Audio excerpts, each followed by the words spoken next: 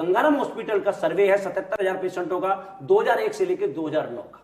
तो सर ये देखिए उसका सर्वे।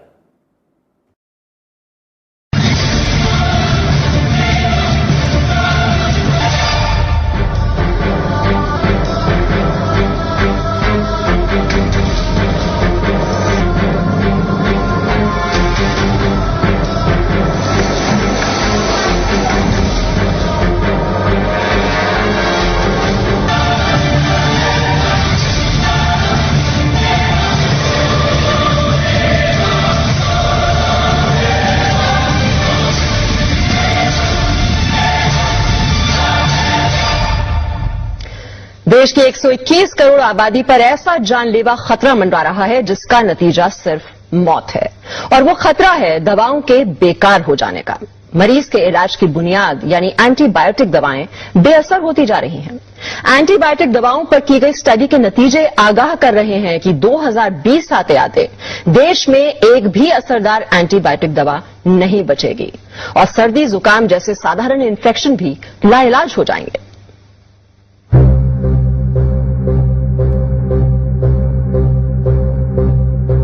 देश की 121 करोड़ आबादी पर ऐसा जानलेवा खतरा मंडरा रहा है जिसका नतीजा सिर्फ मौत है, और वो खतरा है दवाओं के बेकार हो जाने का। मरीज के इलाज की बुनियाद यानी एंटीबायोटिक दवाएं बेअसर होती जा रही हैं। एंटीबायोटिक दवाओं पर की गई स्टडी के नतीजे आगाह कर रहे हैं कि 2020 आते आते देश में एक भी असरदार एंटीबायोटिक दवा नहीं बचेगी और सर्दी जुकाम जैसे साधारण इन्फेक्शन भी लाइलाज हो जाएंगे।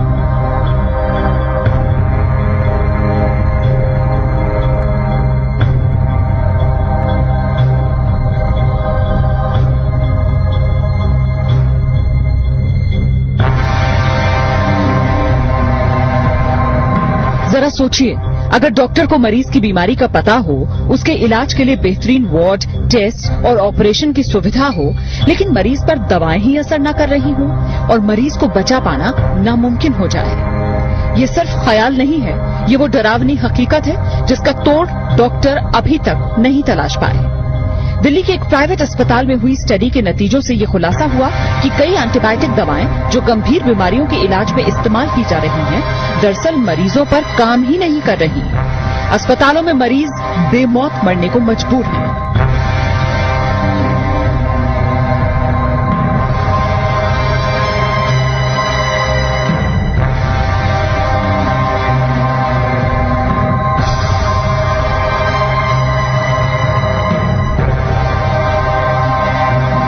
अगर हम डिस्क्रीट अब ना हो, अगर हम ये इस पे ध्यान ना दें, तो हो सकता है इवन बिफोर 2020 हमारे पास एंटीबायोटिक्स होना या न होने का कोई मतलब ना हो।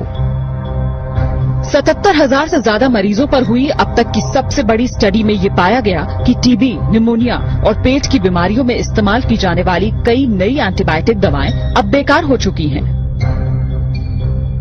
टीबी के इलाज के लिए दी जाने वाली दवा 2002 में तकरीबन 98% मरीजों पर काम कर रही थी, जबकि 2009 में ये सिर्फ 48% मरीजों पर ही कारगर साबित हो पाई।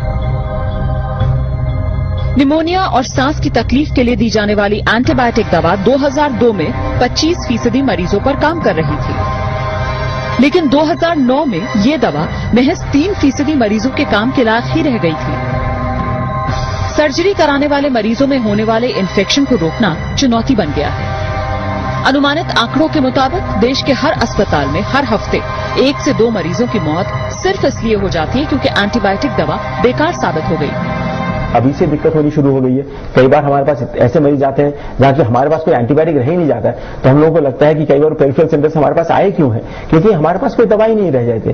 तो कई बार लोग सेप्सिस में मारे जा रहे हैं आजकल, और ये दवाई प्रॉब्लम तो अभी से शुरू हो गई है और ये बढ़ने ही वाली है, क्योंकि जो नए एंटीबायोटिक्स हैं वो इन द होराइजन बहुत ही कम है। राजधानी के सर गंगाराम अस्पताल में 2001 से 2010 के बीच भर्ती हुए 77,000 मरीजों पर यह स्टडी की गई। अस्पताल में रहने के दौरान उन्हें जो दवाएं दी गईं, उनके आधार पर यह नतीजा सामने आया कि कई दवाएं 40% मरीजों पर तो कई 97% मरीजों पर काम नहीं कर पाई। यानी देश की 3% आबादी को छोड़ दिया जाए तो बाकी सब पर जान का खतरा मंडरा रहा है। मौजूदा एंटीबायोटिक दवाएं अगर इसी तरह बेअसर होती रही तो क्या बहुत से मरीजों को बेमौत मरने के लिए मजबूर होना पड़ेगा? इस सवाल का जवाब वाकई डराने वाला है, क्योंकि डॉक्टरों की राय में बहुत से मरीज इन्फेक्शंस की वजह से सिर्फ इसलिए जान गंवा रहे हैं क्योंकि अब उन पर वो दवाएं काम नहीं कर रही जिनके जरिए कुछ साल पहले तक वो बीमारी का इलाज कर पा रहे थे। पूजा मक्कड़, जी न्यूज, दिल्ली। तो सर आपने